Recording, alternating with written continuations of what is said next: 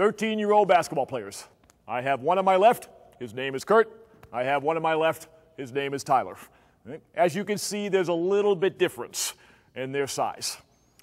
Very simply, this, even though it is the upper end of the age group that I'm doing these clinics for, is very simple, still developmental.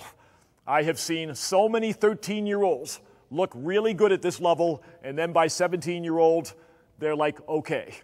That's not going to be Kurt, because I'm going to be around here pushing him to make sure he becomes the best he can be down the road in 4 years. And Tyler, I don't know how much you're going to grow. It doesn't matter. You're a basketball player. You're going to be there. All right? We've got great 5'6", 5'8", 5'10" high school basketball players all around the country. It doesn't matter. The height of the player might be important at some rate, but it's really something right around there, and right around there, and right here in the cranium that really matters. Right? This is by all means developmental basketball. Those little kids I was playing with this morning, those fifth graders, they're subdevelopmental.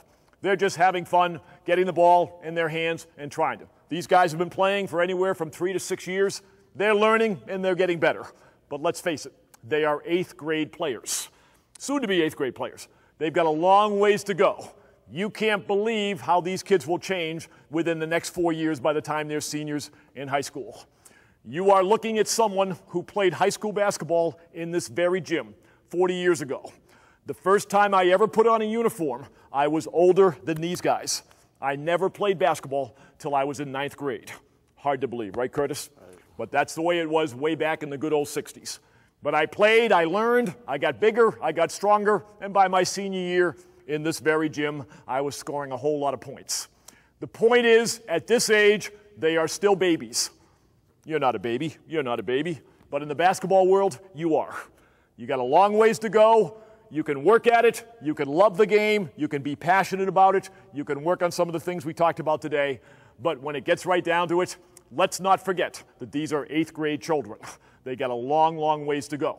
And just to put this in perspective, Curtis is 2 years younger than Michael Jordan was in 10th grade.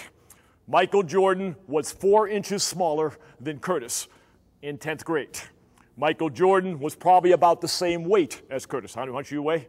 Like 160. 160? You were 5 pounds heavier than Michael Jordan, 2 years younger. Curtis, as much as I think you might be the next Michael Jordan, we'll worry about that down the road. Just learn right now that you were 4 inches and 5 pounds heavier than Michael Jordan, 2 years younger than he was as a sophomore in high school. Anybody ever heard of Michael Jordan? I hear he became a pretty good player.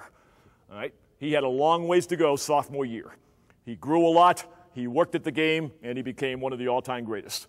So we never know, do we, Tyler? Right? It's a great game.